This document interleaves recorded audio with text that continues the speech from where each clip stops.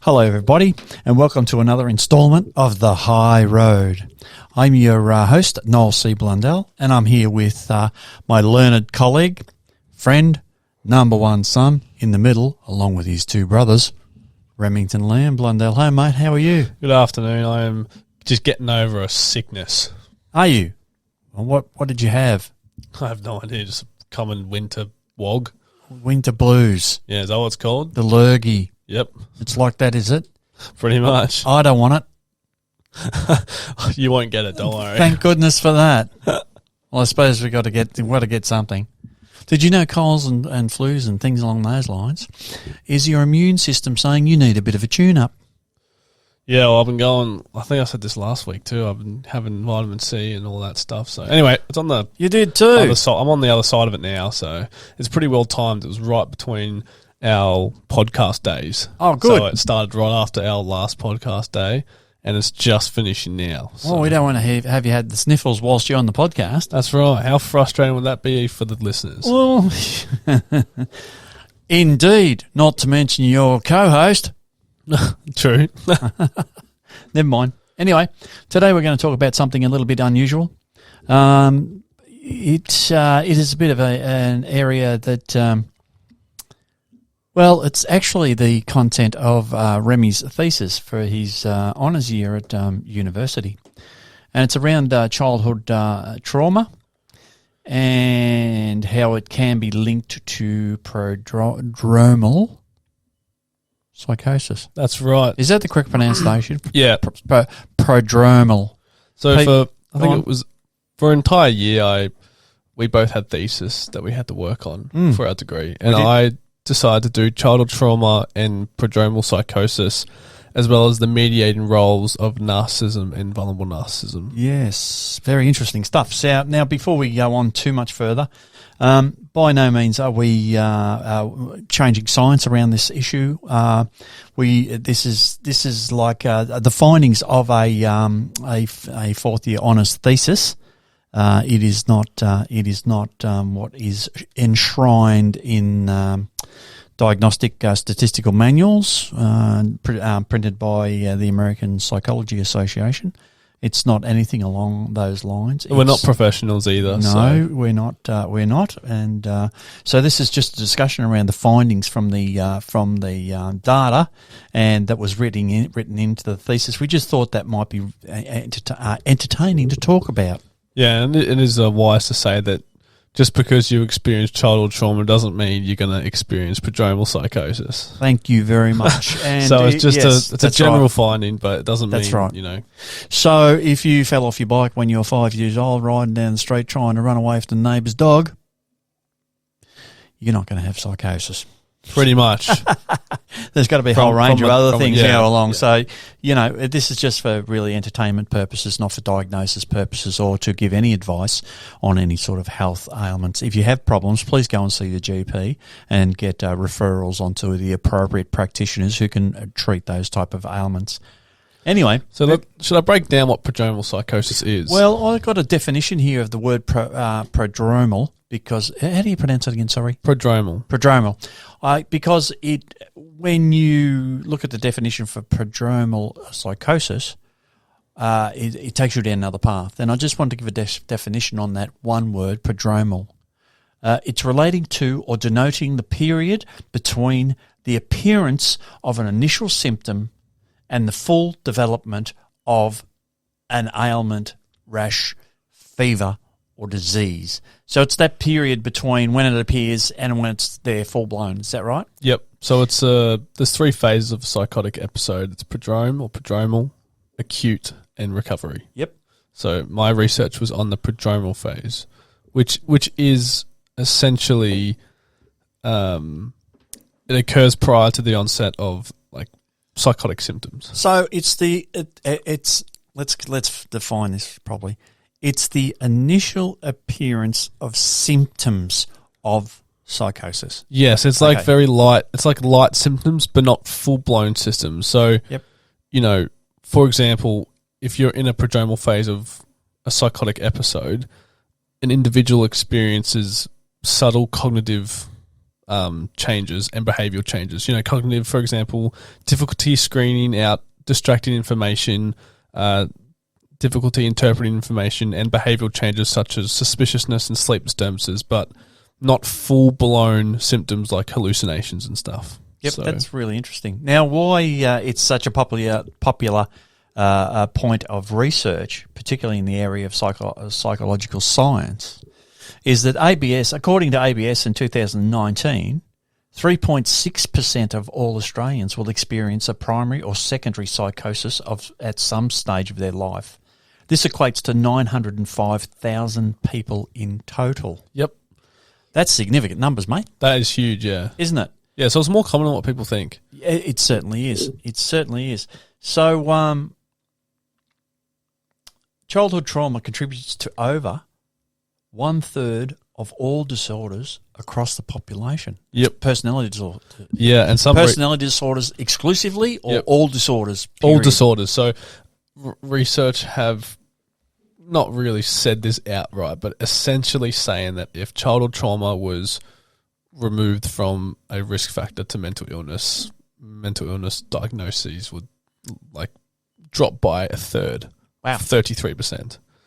And they're saying approximately 13%, which equates to 2.5 million people, adults, have experienced abuse in childhood. Yes. A further 1.6 million have experienced physical abuse, and 1.4 million have experienced sexual abuse, which is that's reported. That's right, and that's where for the purposes of this assignment, of this thesis, that constitutes trauma. Yep. Which may produce prodromal. Thank you, psychosis. Yeah. Yes. So that's the population we're working with. Yeah. Yeah, there's a huge population that's huge, grappling with mental health challenges. Certainly is. So where would you like to take it from here, mate? Well, I'd like to just... what would you like to talk about in terms of your research? Well, I want to talk about how narcissism is involved in all this. Yep. But before that, I do want to break down some things just quickly. Hang on, before we rip into that, just for our listeners' sake, would you like to go through vulnerable narcissism and the grandiose narcissism and give a bit of a definition of those two terms, because you will be using those quite a bit. And what I didn't know before reading your thesis was that there was two forms of a narcissism. Now, narcissism has been tossed around in our society quite readily nowadays, and without diagnosis or without any firm grounding for it to be used. But they do say, the data is indicating that narcissism is a consequence of affluent societies. Yes? Yeah, of course. And we may be experiencing a stronger prevalence of narcissistic behaviours or tendencies, right? In this day and age, particularly with social media and affluence and things along those lines. Is that correct or incorrect? Yeah, more than correct. So therefore, I think when people refer to people as being narcissists, I think they're referring to people having a tendency towards narcissism. Because that's very different to being diagnosed, yes? Yeah, so I obviously wasn't diagnosing people in my research. I couldn't do that. No. I'm not a professional. So I was just assessing people on a scale of where they could potentially lie on narcissistic tendencies. But by no means did any participant was diagnosed with narcissistic personality disorder. That's a whole different category. That's correct. And there's a whole different process that goes along to being diagnosed as having a narcissistic personality. Yes? Yeah. Although people can display tendencies towards that. Yes. And that's a definition I think that we make in society today. And, I think technology is definitely perpetuating narcissism and the dark triad traits. For example, just selfies, grandiose narcissism is associated with taking and posting more selfies. So if you take more selfies, the likelihood of you having narcissistic tendencies is up there, which makes sense, right? Yes. That all makes sense in my brain, because you're expressing yourself, you're trying to portray this persona that people want you to see, people want to see of you. You're trying to picture this admiration or special treatment version of yourself in people's brains. So that all makes sense to me, and the research has indicated that. It certainly has. We had a professor at a university who studied the behaviours of selfies and its impact on grandiose narcissism. Yeah, Veta. Yeah, and also vulnerable narcissism was associated with negative effect when taking selfies. Which is interesting. Anyway, I'm going to break down what narcissism and vulnerable narcissism is. So, narcissism or grandiose narcissism is characterized by a lack of empathy, sense of grandiosity, need for admiration or special treatment, fantasies of power, and inflated self-esteem. Just recently, there's been 2 breakdowns of narcissism, grandiose narcissism and vulnerable narcissism. And although they both exist on a spectrum and have shared experiences, shared features, such as antagonistic impersonal styles, exaggerated sense of self-importance, vulnerable narcissism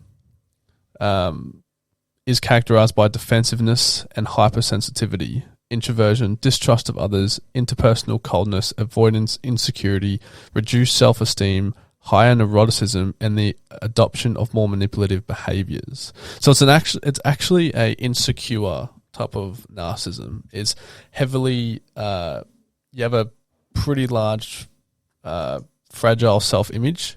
That's pretty predominant in vulnerable narcissists.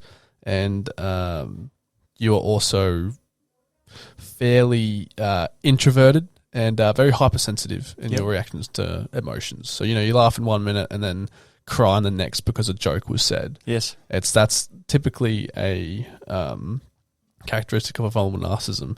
Grandiose is just a, high self-esteem, sense of superiority, self-promoting, interpersonal behaviours, all that stuff, all different. Yeah, so, that's which goes along with the traditional definition of narcissism that we know in society. Yeah, that goes along with what narcissism is. High self-esteem, superiority, and delusions of grandeur, self-promoting, charismatic, right? Self-promoting, yeah. Yep. Okay, and it's very different to vulnerable narcissism. Yes, very. Okay. Anyway, so how I went about this is I had people pretty much access my research, like a link online, and they clicked on it, and they basically filled out these just an array of constructs that measured prodromal psychosis, childhood trauma, narcissism, and vulnerable narcissism. So they're just constructs, and they were given. All ethical procedures was followed just to throw it out. Of course, I had absolutely. to. Well, the parameters of the thesis that had to be handed in for assessment had to follow the guidelines of APA, which is the American Psychology Association. They had set the guidelines, so they had to follow those guidelines, and in the format of an official psychological science document. Yes. Because that was the exercise. Yeah, definitely. But when it comes to narcissism, when it comes to childhood adversity and the role of the development of narcissism, there has been a fair bit of research that's demonstrated. For example, if you raise your child and only praise the attributes that the parent likes, then the child is likely to live on those. On that praise and validation from the parents. Yes. Which means they will constantly seek out that validation from others. Once they're adults and go out into the adult world. Yeah. That's correct. Yep. And I'll read something out here once I can find it. So, so Kernberg, this is an old theory from 1975. Kernberg attributed narcissism to an unstructured sense of self, which arose from demanding and emotionally distant parents. According to his theory, this is all from my thesis. Yeah, go on. Parents place high expectations on their child in an attempt to live through their child's achievements. As a consequence, the child becomes accustomed to being the center of attention and in turn results in the internalization of I can't even pronounce that. Tendencies. From this standpoint, the parents themselves reinforce only the child's positive traits and skills while being neglectful of others. Kernberg proposed that this inconsistency in parental behaviors may contribute to the child developing a sense of grandiosity linked to the praised attributes. However, a foundation of personal insecurity rests at its core. That's amazing. Yeah, so that was something that was proposed this has been a long time in research. Yeah, well, parenting's been around for a while, mate. Yeah, of course. Just a little while. And, look, that's pretty logical, isn't it? If parents just continuously praise the child for the good things they do. Yep. And I think today, correct me if I'm wrong, and I am happy to be corrected, a lot of children are praised for the bad things they do too. Yep. Right? So they really don't make a distinction between what is good or bad behaviour. Yeah. So therefore, when they tend to grow up and enter adolescence, young adulthood and adulthood, wouldn't those children naturally be looking for positive validation, whether they did something right or whether they did something wrong? Yeah. Geez, I do know some people who look for positive validation when they do things wrong as well. Oh, yeah. There's quite a few of those in our society today. Oh, yeah. And that research is stating that that's a direct result of positive reinforcement for good and bad behaviour. Yeah, and that's where the child becomes overly dependent on external validation, which through the parents' praise, that's what maintains their positive self-image. Yes, and we are seeing in our society today a lot of bad behaviour being responded to positively. Yep. So what is actually occurring is rewarding bad behaviour, right? So if we bought a dog and the dog grew up and started biting everybody in the immediate 2 kilometre range, so we reward that dog, do we, for doing that? Is that how society operates? No. No. What happens to the poor little doggy? Usually ends up down the vet, yeah, right? down the vet. Gets put right, down, right, yeah, unfortunately.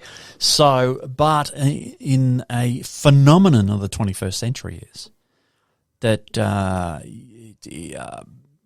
bad or poor behaviour is to be acceptable. Yes, it is. Am I right or am I wrong? Am I a bit delusional here? No, not entirely. Obviously, you can't break the law. Obviously, you can't break the law, but within the parameters of normal behaviour through to breaking the law, and some people push that boundary with their behaviour, and the boundary flexes a little bit for them. Yeah, I suppose it does for all of us, really. But if you get what I mean, outright violence is unacceptable. Yes. Outright destruction of property is unacceptable. Yeah. Outright any sort of under those two categories is unacceptable, but there's a lot of flexibility beneath that, particularly around verbal responses. Yeah. And stalking behaviour. Yep. And vilifying people on social media. Social media is very unregulated. Oh yeah, and that's what I want to go into is the consequences of social media, because it does enable psychopathy and dark triad traits. Well, that's a different topic though. I've got a vet's document up here. Yep. Shout out to the Federation University professors. Wonderful bunch of people there. But she's got some statistics in here which is just mind-blowing. If you give me 1 second, I'll read a couple of them out, and I'm sure it will shock you too. One of them is this. There is some 93 million selfies taken worldwide every day. There is almost 1,000 selfies posted to social media networks of Instagram every 10 seconds. Jeez. I've never uploaded a selfie. Well, you better get going, mate. You know, a long way to catch up. Anyway, a predictor of selfie behaviour warrants investigation. It certainly does, because I suppose that's a reflection of narcissism in what we were talking about before, right? There's gender stereotypes of narcissism, and it reflects on self-esteem compared to men women tend to engage in more self-promotional behaviour online. Men have been found to engage in more written promotional behaviours online. There you go. Yeah, well, like social media is definitely used by women a whole lot more. And I'm not too sure on the gender differences in the narcissism, but if women use social media more and post more about it, there could be a big gender difference in grandiose narcissists and social media use in terms of men and women. I have no idea what that is. No, yeah, well, that'd be an interesting avenue to look at. But women, I hesitate to use the word brought up, but women, I haven't got another better word, brought up a little bit differently to boys. Girls are reared differently to boys. Boys are reared differently to girls. Is that right? Yep. Right.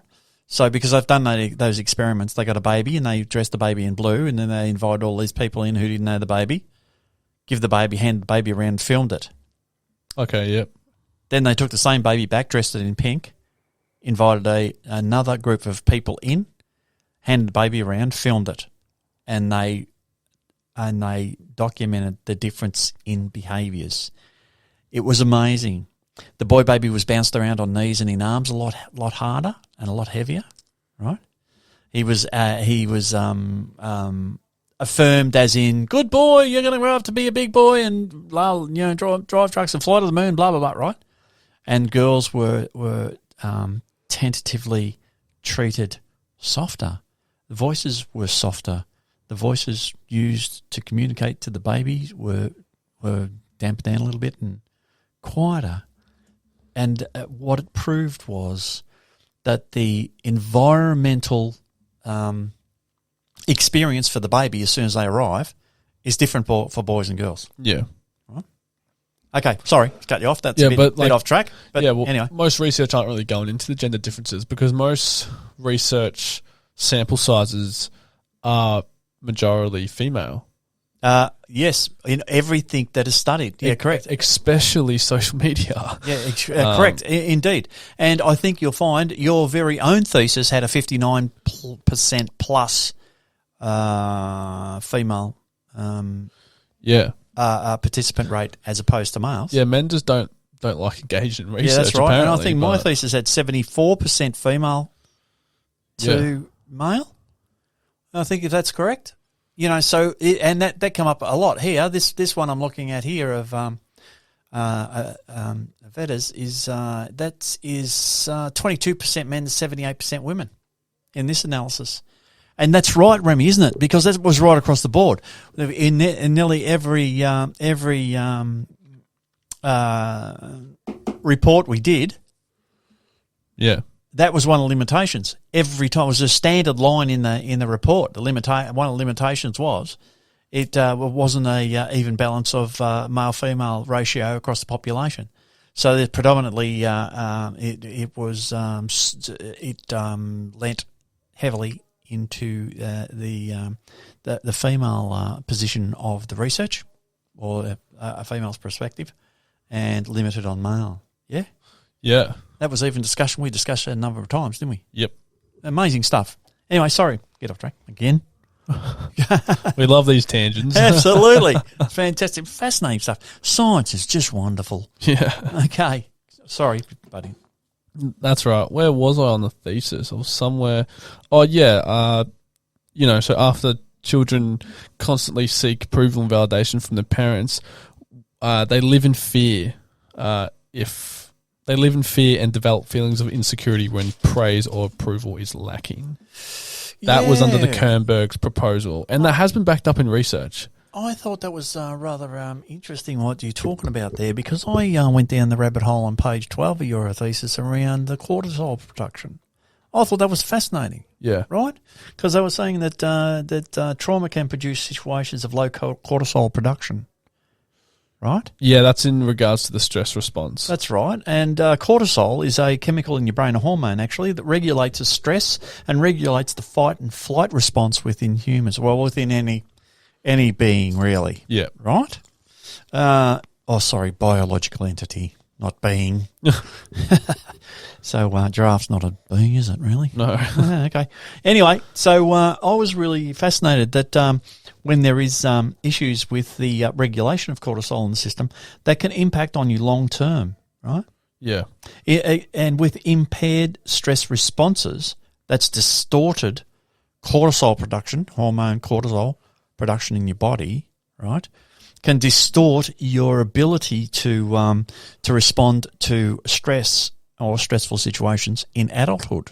Yeah. Which ultimately can result in, as the research has stated, can result in ailments such as depression, anxiety, and negative self-belief, which reflects on your self-esteem negatively, which can reflect on your whole being, your whole self-constitution and your ultimate long-term health outcomes. So that was under my part for childhood trauma and psychosis, because that is right. Is that right? Yeah. The cortisol effect, early adversities have been associated with neurobiological vulnerabilities. For example, low activation of cortisol emission, such that individuals are more sensitive to stress later in life. Yeah, I thought that was amazing. Yeah, the impaired stress response is more likely to more likely to result in cognitive dysfunction, such as anxiety disorders, depression, negative self-beliefs, and other various aspects of psychopathy. Yep. Consequently, these negative belief patterns might diminish self-esteem and lead to an inclination to ascribe experience to external factors, potentially leading to the emergence of referential ideas, paranoia, and misattributions of unusual perceptual experiences. That's a bit of a mouthful. Don't worry, I did. My supervisor did note my complexity in sentences. So misattributions, that'd be a good one to look up. Yeah, of unusual perceptual experiences. So pretty much, what's happening is paranoia can develop in cognitive dysfunction. Yep. And you may produce referential ideas and misattribute perceptual experiences to something else, which is psychosis, essentially. You're misattributing visual stimuli. Yep. At the most part, anyway. I thought that was interesting too, that they did research on people who had suffered schizophrenia and tried to determine if there was a level of narcissism that underpinned schizophrenia, and they couldn't support that argument. No. That was in your thesis as well. This is a very interesting document too, man, I might add. Was that in the discussion, I think? Because I think I said, I'm thinking back a good 8 months now. That's because I kind of proposed that the processes used to maintain schizophrenia were used up in terms of narcissism. Yep. So if one person was experiencing schizophrenia, the processes to upkeep the narcissistic tendencies you wouldn't be able to do it. That's great. Already being used up. That's great. I could put that a lot better if I could find my wording, but I can't find it. They did find a degree of narcissistic tendencies in people who sufferers of schizophrenia. Yep. But the figures were under 14%, so we're only talking like 1 in every 10. Yeah, well, it's a bit over. That's where the gap in every is. 10. That's where the gap in the research is, the link between narcissism and psychosis. Yep. Because the clinical populations are so small. And it's very hard to get large sample size to generalize our results to the population. There's barely any research when it comes to narcissism and psychosis. So that's what I was adding to in the research. Yeah. Was that gap there. Yep. And there was very little findings of narcissism in patients with psychosis. Yep. But, more research to it could further, establish what type of relationships we're dealing with here. Yes, indeed. Indeed, and there's other attributes to schizophrenia over and above narcissism, like mania, grandiose delusions. Yeah, so things along those lines. I said here, the profound disruptions in cognitive processes and perception, such as hallucinations and disorganized thinking, which is schizophrenia, might overshadow or replace narcissistic traits, which are primarily linked to self-enhancement, grandiosity and self-importance. So that's why it was hard to kind of like get a stronger relationship in schizophrenia patients or psychosis. This is all my discussion. Yep. Because the traits may be replaced. Yep. By other processes. I'm a bit all over the place here. I'm scrolling back and forth. I don't know what I'm doing. Where would you like to take it from here? I want to talk about the theory that I used. Yeah, go on. That's a great idea. Because there is research on childhood trauma being linked to narcissism and vulnerable narcissism. Yep. The gap in the research is from the narcissism aspects to psychosis.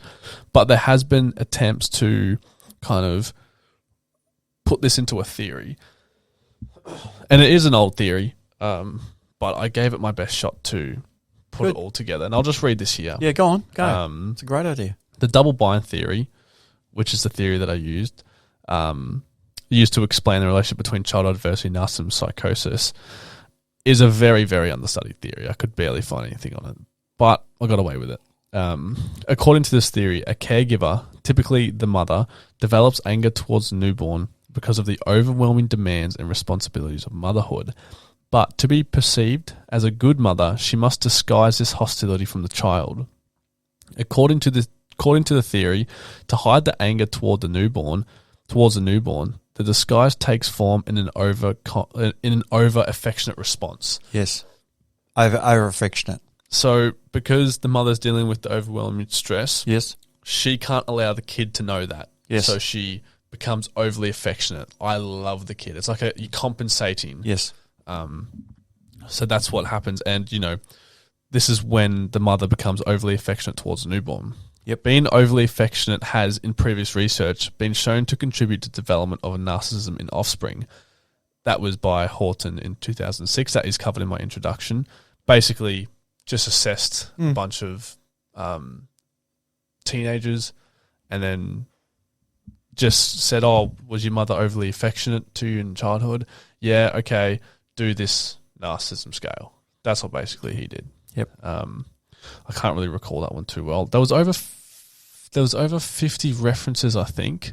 12 pages of references I had. Mm-hmm. So I'm trying to recall a lot of papers. Yep. Are you doing all right? Stick with it. Anyway, moving along. However, and across development, the child becomes aware of the disguise, but is unable to expose the deceptive communication due to their dependence on the mother. So the child actually wakes up to this disguise. Yes, they do. And says, hang on a second. My mum's been compensating, or not compensating, they don't know that much, but you know what I mean? Yeah. Being overly affectionate when realistically I'm a burden. Yeah. But the child can't expose that because the child needs the mother. And is dependent on the mother. Yeah. And it doesn't have the tools, the communication tools to be able to do that. Not only that, it's not going to sabotage its survival mechanism. Yeah, that's exactly right. I've never spoken about my thesis on this type of level. The idea here is that individuals who experience conflicting messages from their caregivers may become confused and have difficulty interpreting the behaviors of their caregiver and others. Difficulty interpreting behavioral cues is a symptom of psychosis. This confusion can lead to mistrust and suspicion in the child and contribute to a deficit in social skills. For example, an ability to interpret social skills. So they have an ability to do that. So do you think that's becoming more prevalent in today's society, seeing children are spending so much time on screens and not face-to-face? Potentially, but like the screens is a very convenient childhood tool. Yes, I know, but I think, I haven't got any data in front of me, I haven't got any research done on this, but I suspect that a lot of screen time where children spend so much time on screens, like, the amount of pushes I've seen in markets with iPads in front of little toddlers, yeah, and they're watching a cartoon while mum's pushing around the market, have a look at the market, is astonishing. So I'm thinking that every moment a child spends in front of a screen is a moment less they're learning social interaction with another human being. Yes. Right? So that I think consequently and logically, I'm purely logic here, I have no data, I'm going to have a look at this, that would create a deficit in young children's ability to identify minute micro cues in person-to-person communication. Wow, that could Am I wrong? Yeah, that could be an area of research, because what we're basically saying is that childhood use of technology relates to an inability to interpret social cues, because there's no behavioural consistencies in technology, and as a consequence of that. Yep. Right, it makes the face-to-face interaction with human beings difficult, cumbersome, and embarrassing. Yes. So therefore, there would be a tendency to repel away from face-to-face communications, and a tendency towards communications through technology or screens. Potentially. Yeah, it is. I think a lot more thought has to go into that, because what I'm saying here in my thesis is that although an inability to interpret social skills is a symptom of psychosis, yes, visual stimuli, yes, but it's also stemming from continued behavioural inconsistencies like discipline. Yep. You know, like the praise your child for this and then don't praise him for that. Yep. That type of stuff. So there has to be, and there might have to be an inconsistency that the child picks up. Yes. Yes. But there is no consistency in technology. There's nothing at all. Yeah. So maybe, potentially, I do see what you're saying, because yes, sorry, I got off track a bit there, but because when you were saying that the child actually identifies that there's an inauthenticity in the parents' responses to them, I love you, all that sort of stuff, right? Yeah. And the child starts to pick that up, but the child's not going to sabotage its survival mechanism, which is mum, because the child depends 100% on mum for survival. Yes. Sorry, I just went down a bit of a pathway, which I found was interesting, because I'm concerned about a face-to-face interaction in our children nowadays. I think we're slowly losing the art of face-to-face communication, and that's a direct consequence to screens. But I have no data. Sorry, mate, to take us off on another bloody stream, but that's pretty much the theory. Bring it back. Yeah, I think so. It's a double bind between the knowing that your mother has an inconsistency or overcompensating for the overwhelming responsibilities, and whether the kid wants to expose it, because it's dependent on the mother entirely. Yes. And it could be any parent. The theory just says typically a mother, essentially.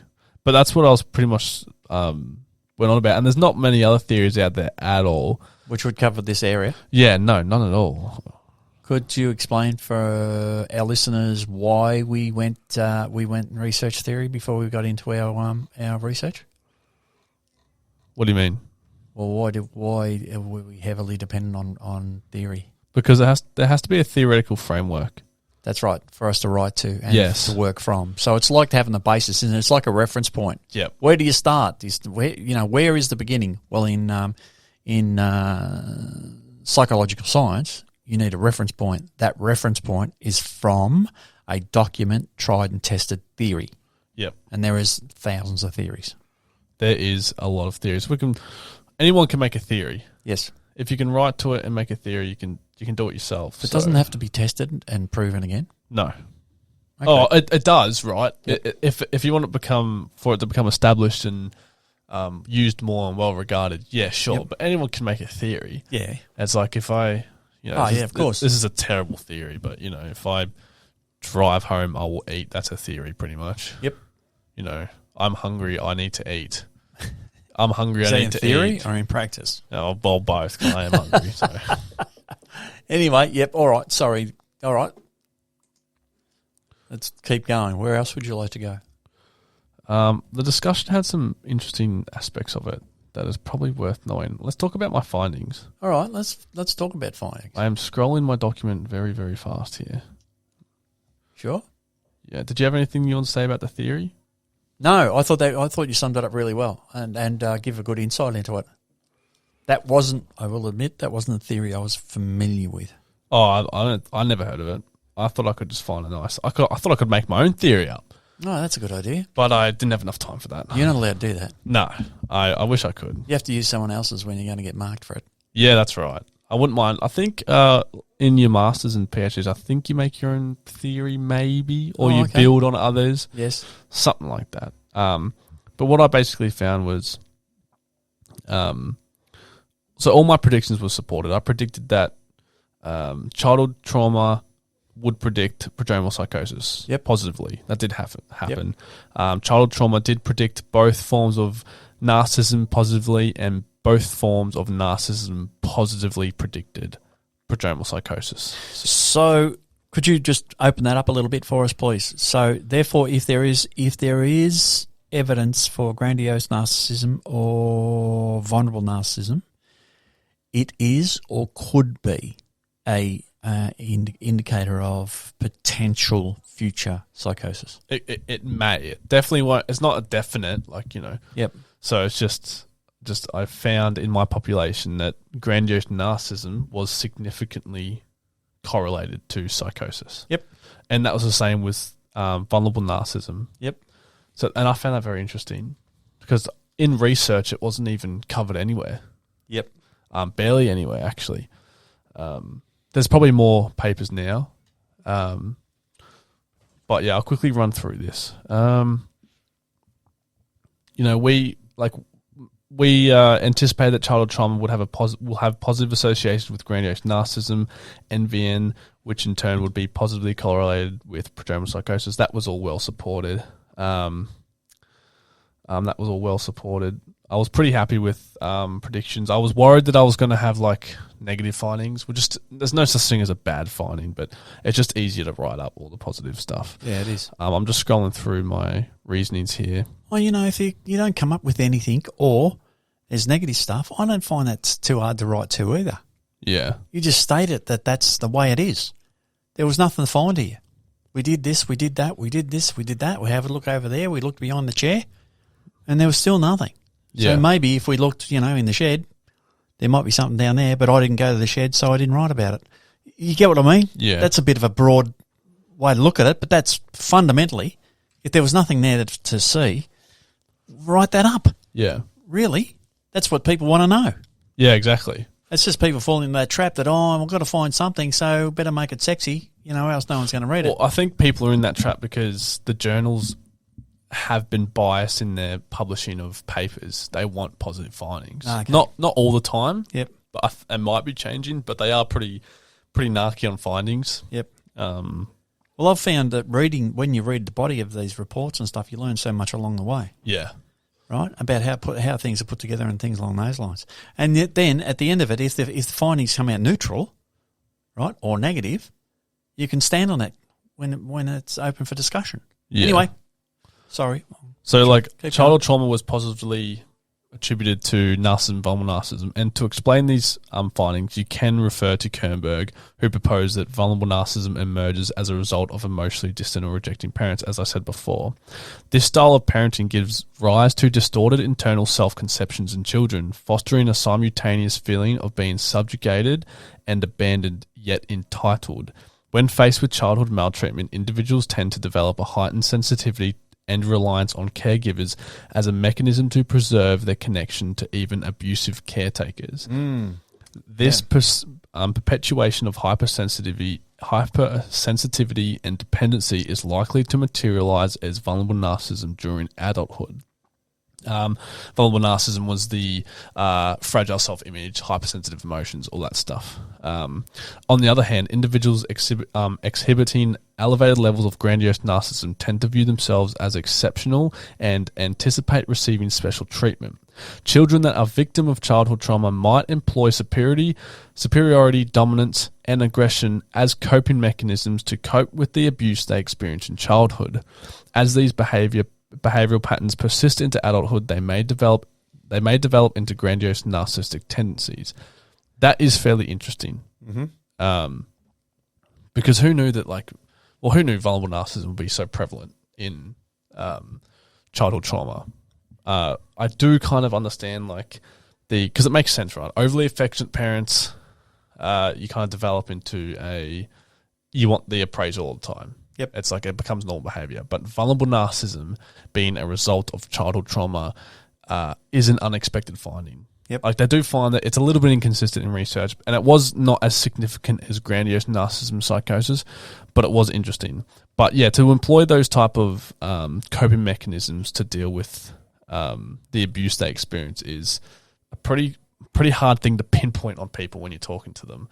because you're talking to someone who's considered a narcissist, for example, but like no one's going to think it's going to come from childhood. Well, look, what you've stated here in your thesis and what consistently comes up is it's all from your... Well, that's what I mean. It all is, but like maybe I was just doing this, but when I don't know if someone's a narcissist or not, but someone can have narcissistic tendencies and you can kind of understand why and stuff. But they're not really thinking, it's come from their childhood, it's come from their upbringing. It's like, it's just their personality, how they were born. It's just them. Yeah, that's right. Yeah, It's, that's right. And having an understanding of your childhood and where you've come from and the environment you grew up in, which is quite, that can be a lifelong journey to go back through that and have a look at that, is really helpful to fully integrate yourself as a person. And then you can work out which direction you want to take in life and what your purpose is and start reaching to your fullest potential. But it's a long journey and not a lot of people want to take that journey. Yeah, exactly. Would you agree? Yeah. All right. So just quickly, all right, got one more section to cover. This was where the gap was, the narcissism and prodromal psychosis. So I found a positive association between both forms of narcissism and prodromal psychosis, which is consistent with the little work that was done in that area. However, the direction of my relationship is inconsistent with other work. So other work found narcissistic traits to be less prevalent in patients with psychosis than they were in the general population. Yep. And this discrepancy was attributed to sample characteristics because I had the general population, other research had clinical participants, outpatients that were actually in special facilities for psychosis. That's right. They were there. That was the reason why they'd come into contact with clinicians, and that's when where the data was collected from. Whole different dynamic. Yeah, and so that's a thing. As the environment changes, so as patients that go to facilities for psychosis actually diagnosed with schizophrenia and all that stuff, instead of something that's just general and light, I suggested that, perhaps when psychotic symptoms become increasingly severe, the prevalence of narcissistic traits diminish, particularly in clinical participants. Because I had the early onset of psychosis, it wasn't heavy, it was just light. But when you get diagnosed and you get heavier symptoms like hallucinations and visual stimuli, audible deceptions. hallucinations, mania, delusions, paranoia, When that becomes more severe, your narcissistic traits diminish, potentially, perhaps.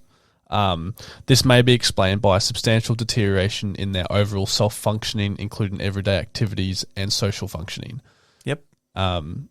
Moving along, the profound disruptions in cognitive processes and perceptions such as hallucinations and disorganized thinking might overshadow or replace narcissistic traits, as I said before, which are primarily linked to self-enhancement, grandiosity, and self-importance.